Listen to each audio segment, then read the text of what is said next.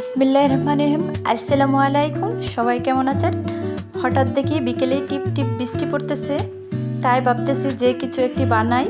ভাবতে ভাবতে চলে গেলাম পিৎজা বানানোর জন্য। বাসায় বিফ রান্না করা ছিল, তাই আমি বিফ দিয়ে পিৎজা বানিয়ে নিয়েছি। প্রথমে আমি বাটির মধ্যে 2 চামচ ইস্ট নিয়েছি, তার মধ্যে কুসুম গরম দুধ দিয়ে আধা ঘন্টা ঢাকনা দিয়ে ঢেকে রেখেছিলাম। আধা ঘন্টা পর এর মধ্যে দিয়ে দিয়েছি ময়দা, 2 চামচ চিনি, তারপর গুঁড়া দুধ দিয়েছি, একটু লবণ। এগুলো দিয়ে ভালো করে মেখে আমি একটি সফট ডো বানিয়ে নিয়েছি। ডোটাকে আমি ভালো করে মেখে তারপর উপরে একটু তেল দিয়ে আমি আবার এটাকে 10 মিনিটের জন্য ঢেকে রেখে দিয়েছিলাম। 10 মিনিট পর ঢাকনা খুলে দেখি মাশাআল্লাহ এটা ফুলে দ্বিগুণ হয়ে ঢাকনার সাথে লেগে গেছে। ডো থেকে বাতাসটা বের করে আমি আবার কতক্ষণ মতে নিয়েছি। তো এই তো এটাকে আমি ভালো করে মতে নিয়েছি।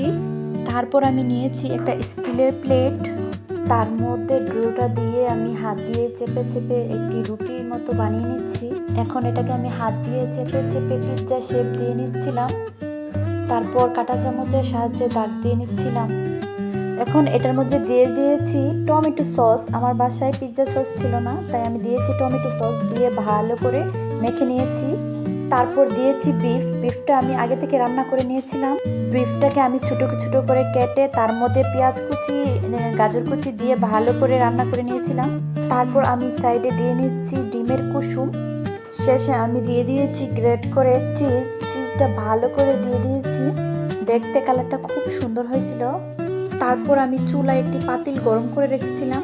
গরম করে এটার মধ্যে দিয়ে ভালো করে ডেকে তার মধ্যে লো হিটে দিয়ে আমি 25 মিনিট জাল করে নিয়েছিলাম। তো আমার মেয়ে তাড়াহুড়া করতেছিল। তারপর 25 মিনিট পর আমি ঢাকনাটা খুলে দেখি মাশাআল্লাহ খুব সুন্দর হয়েছিল। আমার মেয়ে তো খুব তাড়াহুড়া করতেছিল যে খাওয়ার জন্য।